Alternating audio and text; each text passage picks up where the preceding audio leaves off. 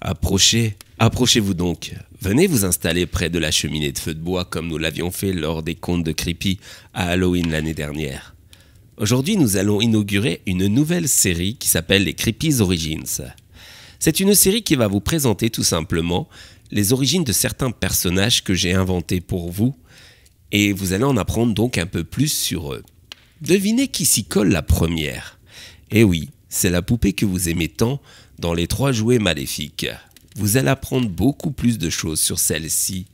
Alors, êtes-vous prêt à écouter son histoire? Oui? Installez-vous confortablement. Pour cela, nous allons devoir remonter le temps jusque dans les années 50. C'était une époque où les tablettes et les jeux vidéo n'existaient pas. Une époque faite de jouets en bois, où les garçons jouaient avec des petites voitures, et où les petites filles n'avaient qu'une seule poupée pour compagnie tout au long de leur enfance. C'était le cas de la petite Louise. Un soir de novembre, son père Henri poussa la porte de ce magnifique magasin de jouets de la rue commerçante de Rennes pour y acheter la poupée tant désirée de sa fille. Elle avait jeté son dévolu sur celle-ci dès lors qu'elle l'avait vue à travers la vitrine. Henri avait dû économiser plusieurs mois pour pouvoir enfin payer à sa fille cette jolie poupée. Les temps étaient durs pour lui. Son salaire de manutentionnaire en sidérurgie ne lui rapportait pas beaucoup et sa femme étant décédée 2 ans plus tôt d'une méningite, il élevait donc sa petite fille seule, en père courageux et dévoué, au bonheur de sa petite Louise. Et du bonheur, il lui en a donné ce soir-là, quand la fillette a ouvert le grand paquet cadeau et qu'elle y a découvert la poupée tant désirée. Ses yeux se sont remplis de larmes de joie. Son visage afficha un sourire qu'Henri n'avait plus vu depuis la mort de sa femme.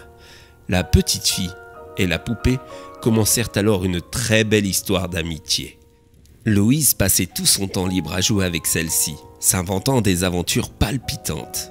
Riant, jouant, se racontant des histoires, se confiant l'une à l'autre, elle ne la quittait que pour se rendre à l'école. Et elle aspirait à retrouver sa camarade de porcelaine le plus vite possible le soir. Henri se réjouissait de cette belle relation qu'il avait créée grâce à toutes ses économies.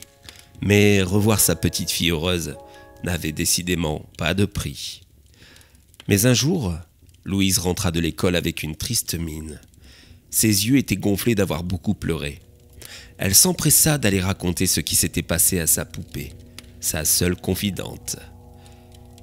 Elle lui raconta comment M. Trobory, le professeur de français, l'avait retenue après les cours. Comment il avait attendu que les classes des alentours soient plus vides. Comment il l'a forcée à s'asseoir sur ses genoux. Comment ses mains répugnantes ont glissé sous sa jupe pour trifouiller sa petite culotte. Et comment il lui a ordonné de se taire, de ne rien dire, et que de toute façon personne ne la croirait. Le visage de la poupée, jusqu'ici si souriant, prit un air sévère, comme si celle-ci affichait une colère justifiée.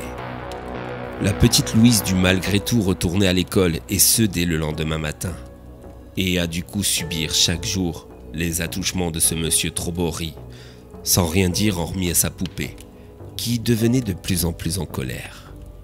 Un soir, celle-ci dit alors à Louise de prendre un couteau pointu dans son sac, que si ce monsieur Trobory reposait ses sales pattes sur elle, elle n'avait qu'à lui enfoncer celui-ci dans son cœur.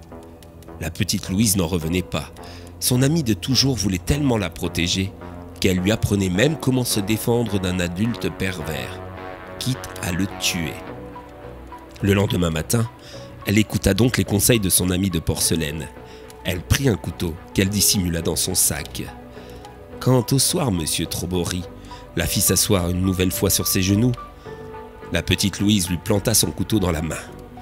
Le professeur rentra alors dans une rage folle. Il saisit la fillette par le cou et lui serra celui-ci jusqu'à ce qu'elle ne se débatte plus. Ainsi, un soir d'avril 1953, la petite Louise trouva la mort. Monsieur Trobory enterra le corps de la petite fille dans un bois voisin, et la disparition de celle-ci resta un mystère pour tous, sauf pour l'assassin et la poupée. Le père Henri ne se remit jamais de la mort de sa petite fille, et un soir de mai, il se tira une balle dans la tête. Mais la disparition de la petite Louise ne restait pas le seul mystère irrésolu de cette époque pour les autorités locales.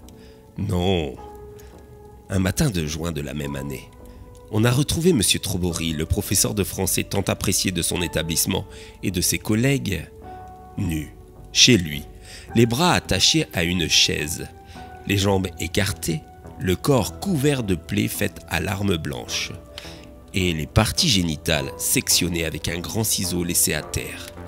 Il serait mort de s'être vidé de son sang. Et derrière lui, sur le mur de sa salle à manger, l'inscription faite avec son propre sang: pour Louise, crève sale porc. Le mystère resta complet, malgré la présence d'empreintes de tout petits pas. Des petits pas semblant venir d'une toute petite personne, ou peut-être d'une poupée. L'autre mystère fut le retour de la poupée dans le magasin de jouets. Un retour que seul le propriétaire pouvait comprendre, sachant pertinemment avec qui il avait pactisé pour ses affaires. Plus rien d'anormal ne pouvait le surprendre. La poupée du magasin de jouets venait de commettre son premier meurtre, et celui-ci était tant mérité. Vous êtes certainement en train de vous demander comment je peux connaître cette histoire.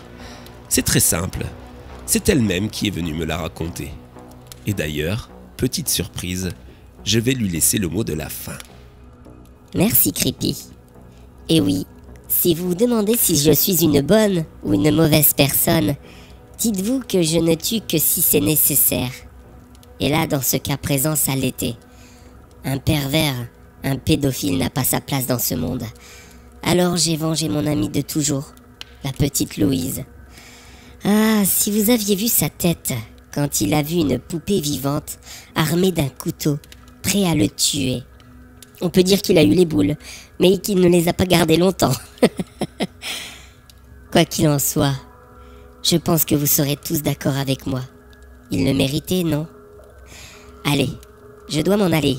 Il est temps pour moi de retrouver mon nouvel ami pour la chasse à Teddy, que vous attendez tous. Alors, je vous dis à très bientôt sur Creepy Story pour l'épisode 6 des 3 jouets maléfiques. Merci beaucoup. Attends, avant de partir, je peux te poser une dernière question? Je voudrais juste savoir, comment tu t'appelles? Quel est ton nom? Louise. Appelle-moi Louise.